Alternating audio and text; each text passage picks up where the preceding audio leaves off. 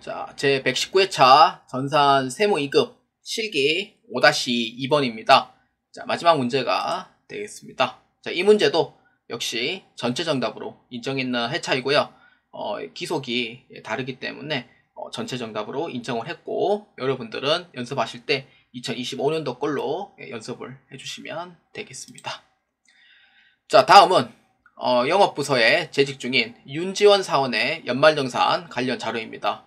아래의 자료를 이용하여 연말정산 추가자료 입력 메뉴에 부양가족 탭, 신용카드 탭, 의료비 탭, 월세 탭을 입력하고 연말정산 입력 탭을 입력하시오입니다. 자, 가족사항이고요. 자, 기본공제를 부로 입력할 것입니다. 자, 이 문제에서 여러분들 연말정산 추가자료 입력에 자, 클릭합니다. 자, 4번은 윤지원이에요. 자, 이렇게 보시면 되고, 소득 명세, 그 다음 부양가족으로 해서 1번부터 한번 시작해 봅시다. 자, 일단은 이 문제를 입력하기 위해서는 한 명씩 이렇게 해서 공제 여부를 따지는 것보다는 전체를 다 입력하고 그 다음에 공제 여부를 따져주시면 돼요. 그게 오히려 더 시간이 좀 더 빠릅니다. 그렇기 때문에 자, 한번 입력해 보도록 하겠습니다.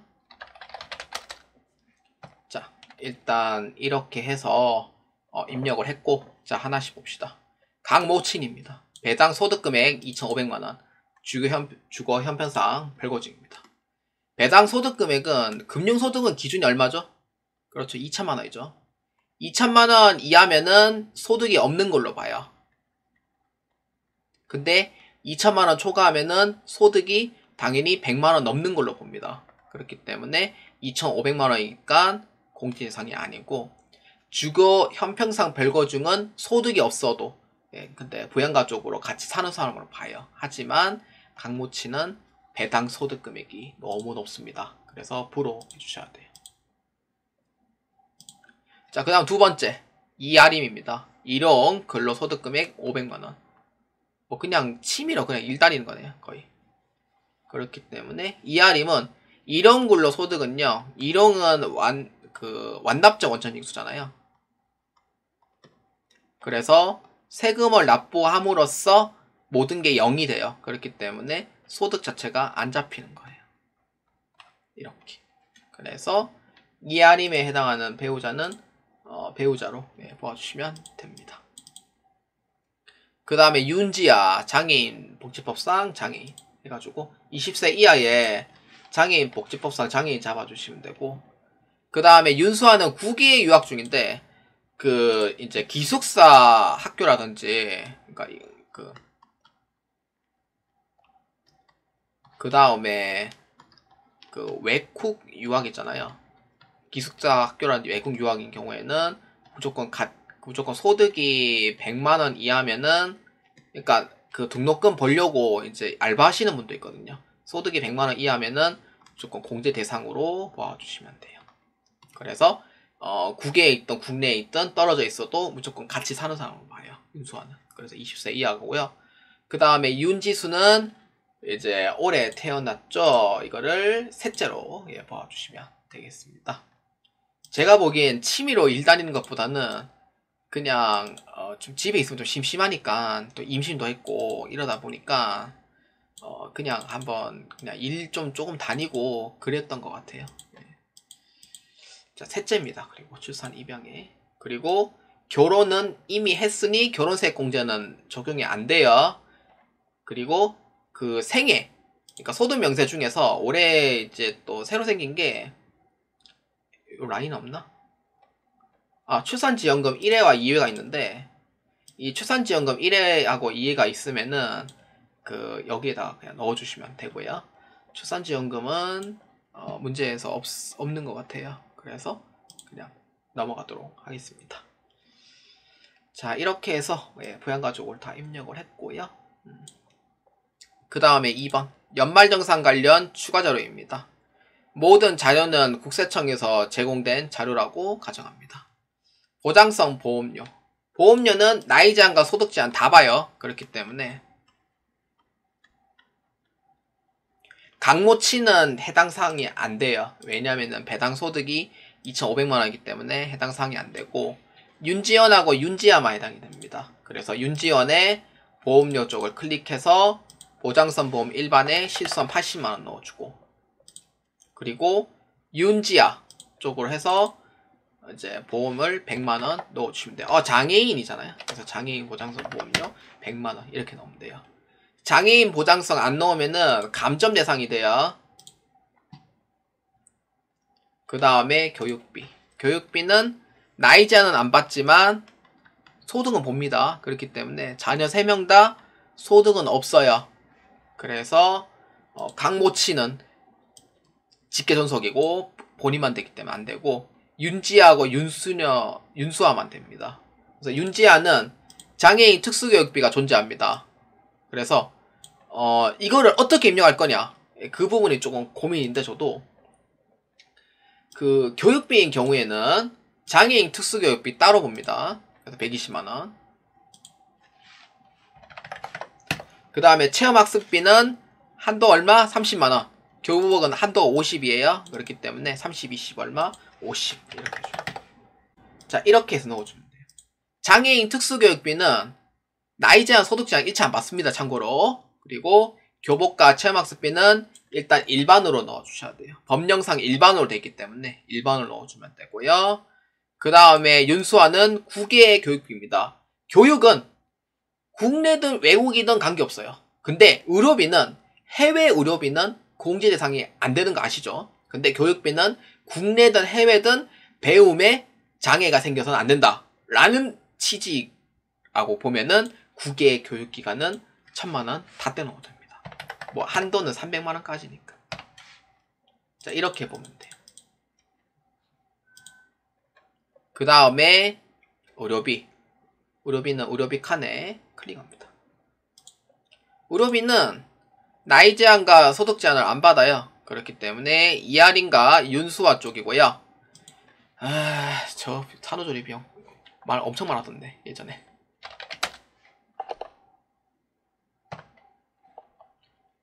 이하림 주민등록번호가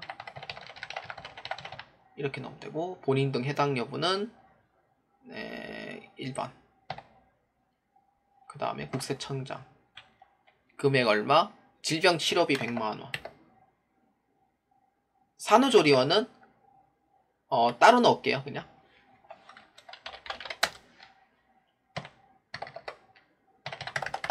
왜냐면 한도 적용 때문에 그런 것도 있거든요. 한도 200. 근데 그게 예전에 카페에서 봤는데 이하림 이것 때문에 좀 많이 많은데, 산후조리원에 대해서 좀 얘기를 할게요. 저도 산후조리원은 사실 한도가 200이에요. 1회당. 그래서 쌍둥이 나왔다 해서 뭐 400만원 공제되고 막 그런 건 아니거든요. 그래서 200만원이 한도인데, 산후조리원은요, 그게 누구 카드로 이용하냐, 카드 결제를 할 때 이제 누구 걸로 이용을 할 거냐, 이게 논란이 좀 있어요. 그래서 카드 결제는 이제 내가 쓴 것만, 배우자 카드라든지, 그러니까 내가 쓴 것만 해서 공제가 된다, 내가 쓴 것만 해서 산후조리원 공제된다 이런 얘기했고, 배우자 카드로 이용을 해서 하는 것도 공제가 된다라는 얘기가 말이 많은데, 배우자하고 내 카드 쪽으로 하면은 공제가 돼요. 배우자 카드, 내 카드까지는 공제가 되는데, 이거를 뭐 예를 들어서 뭐 저기 직계존속의 부모님 아니면은 장인 장모님 할 때는 뭐 공제가 안 된다 뭐 이런 얘기가 있거든요. 근데 명확한 얘기가 없어요. 근데 뭐 어디 쪽까지를 해서 뭐 공제가 된다 이런 것 자체가 명확한 내용이 없다 보니까 어떤 데는 맞다 하고 어떤 데는 아니라는 그런 카드라 통신들이 좀 많아요. 그래서 확실한 거는 배우자 카드를 써도 공제됩니다. 확실한 거는 얘기를 들어봤을 때. 근데 장모님 장인어른 카드나 아니면 우리 부모님 카드 쓴 거는 안 된다고 그렇게 하고, 어떤 데는 뭐 된다고 하기도 하고. 그래서 명확한 건 없어요. 그래서 일단은 이 부분은 그냥 알고만 그냥 지나가시고, 정확한 거는 여러분들이 직접 한번 찾아보시는 것도 괜찮은 것 같아요. 이게 좀 말이 많았습니다. 진짜로. 뭐 판례, 사실 이걸 가지고 뭐 소송 걸고 판례 걸고 막 그런 것보다는 저는 이게 누구 범위까지가 되는지는 좀 확실하게 좀 알았으면 좋겠거든요. 그런 게 좀 없다는 게 아쉽습니다. 그리고 윤수아 자녀 국외 의료비 안 됩니다. 왜? 한국의 의료 기술이 좋은데 굳이 외국 가서 의료 기술 받아야 될 필요가 있어요? 라는 의미로 해석해 주면 돼요. 그래서 외국 의료비는 안 됩니다.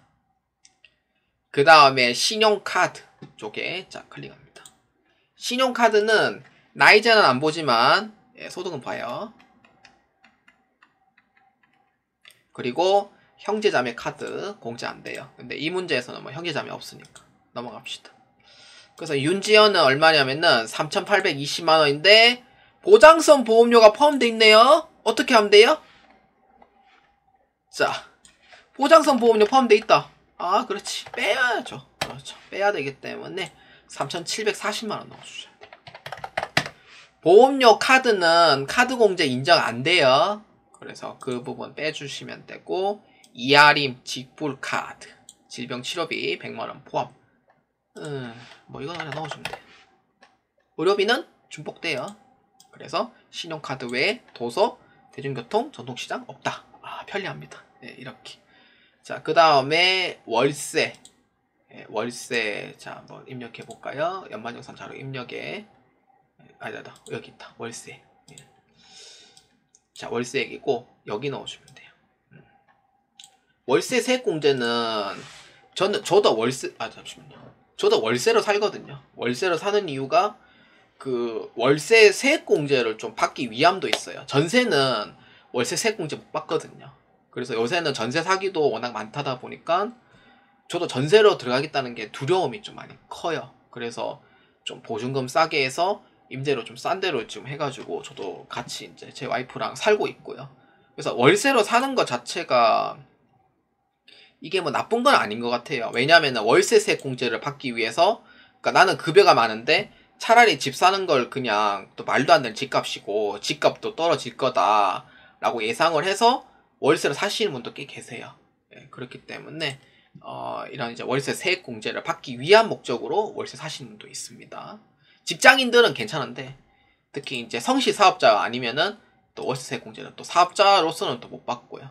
그래서 그런 부분이 좀 봤을 때, 아, 이게 좀 이득이 있구나, 라고 생각해서 판단한 것 같아요.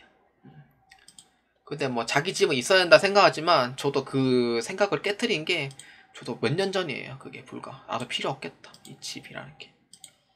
그러니까 지금 봐도, 지금 뭐, 말이 많죠, 지금 계속. 자, 그래서 한번 봅시다. 인적상, 요게 그 집주인이 김민수예요.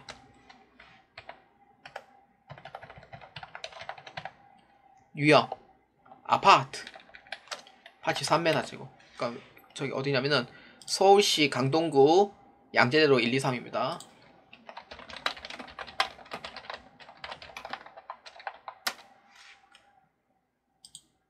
백이동 300이요.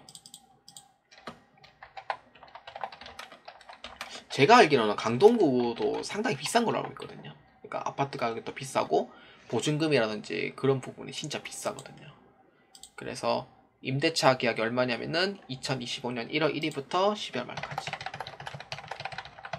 연간 월세가 얼마냐면은 1,080만원. 그래서 세액공제 금액은 17% 적용하지 않거든요. 왜냐면은 소득 금액이 넘기 때문에 15%만큼 적용이 돼요. 그렇기 때문에 한도액이 이제 1,000만원까지 한도액이고 1,080만원이라고 하면은 12달 쪼개면은 90만원씩 이제 납부하고 있네요. 보증금은 대략 한 2억 정도 되겠다. 예, 이렇게 산다면 이렇게 되겠네요. 그 다음에 국민주택 규모 이제 넘고요. 무주택자입니다. 이제까지 그러면 계속 그러면은 월세로 살았다는 의미가 돼요. 근데 이게 이제 저는 조금 드는 생각이 1,080만원의 돈을 대략 한 이제 월에 90만원이잖아요. 이거를 10년으로 하면은 1억 8백이에요.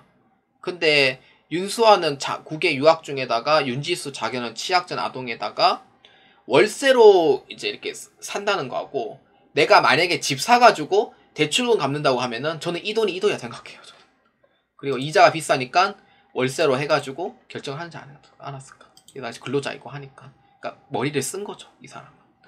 영업부서인데, 그러니까 정보를 듣고 좀 머리를 좀 쓴 것 같아요. 그러니까 전에 세액공제도 환급받고 이렇게. 그래서 납부할 세액이 이제 생각보다 그렇게 많이 받지는 못해요. 지금 연말정산 환급이. 그래서 이제 연말정산 자료 입력에 마지막으로 보면은 부양가족 탭 불러오기를 해서 자 이렇게 해가지고 계산을 했더니 이제 보니까 893만 7,470원만큼 환급이 되구나 라고 이렇게 보면 돼요. 근데 아쉽게도 161만 7,022원은 이제 세금을 납부하는 셈이 되는 거죠. 그래서 미리 납부하는 금액 다 빼면은 893만 7,470원만큼 환급이 되더라. 자 이렇게 해서 마무리해 주시면 되겠습니다. 자 하나 정정할 게 있어요. 죄송한데 저기 신용카드 좀 내가 잘못 넣은 게 있어가지고 내가 금액은 문제 없는데요. 여기 잘못 넣은 거 직불 선불이에요. 이 할인. 네, 하도 이게 잘못 넣었네. 네, 여기만 좀 수정할게요. 자 여러분 모든 문제풀이 및 해설이 다 끝났습니다. 합격률은 61.13% 맞나?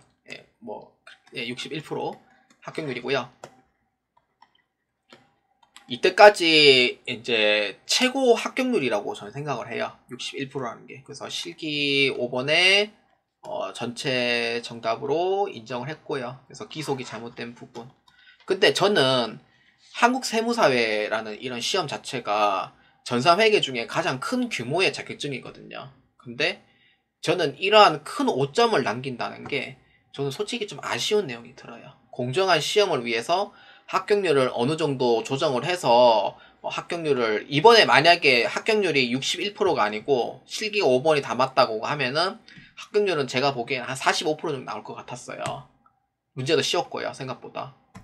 그래서 이제 합격하신 분들은 그래도 운이 좋아서 그래도 합격을 했다라는 거는 저는 인정을 해요. 너는 운빨로 합격했네? 그것도 실력이에요.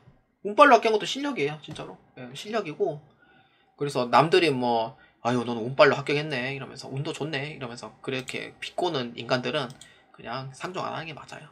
그래서 여러분들의 그래도 준비함으로써 합격한 거고 운의 요소가 있는 것도 여러분들이 합격을 하는 것도 그 실력의 일부라고 저는 생각하고 있습니다. 왜냐 저는 실력 없었거든요. 맨날 제가 시험 칠 때마다 합격률 12% 8% 한 13% 9% 이렇게 나왔던 시험 회차도 치다 보니까 진짜 강한 자들만 합격했는 합격 회차였기 때문에 저는 27%대 합격했거든요. 근데 지금 생각해 보면은 저는 27%대 합격했어요 이러면은 와 어려운 회차 합격하셨네요 이거였거든요. 근데 제가 합격할 때는 제일 쉬웠을 때 합격했는 회차가 27%예요. 제일 쉬웠을 때. 그 다음부터는 합격률이 쭉쭉 올라간 것 뿐이지. 문제도 좀 쉬워지고. 그렇게 한 겁니다. 예, 그래서 여러분들의 이제 반응이 그런 이제 좀 다른 것 뿐이죠. 그래서 합격하신 분들은 진심으로 축하의 말씀을 드리겠습니다. 자, 저는 여기까지 진행하겠습니다. 여러분들의 합격을 기원합니다. 여러분들 120회 준비하시는 분도 꼭 합격을 꼭 하시고요. 여러분들께서 꼭 합격하시고 꼭 취업도 꼭 잘 되시길 바랍니다. 여러분들 진심으로 감사합니다.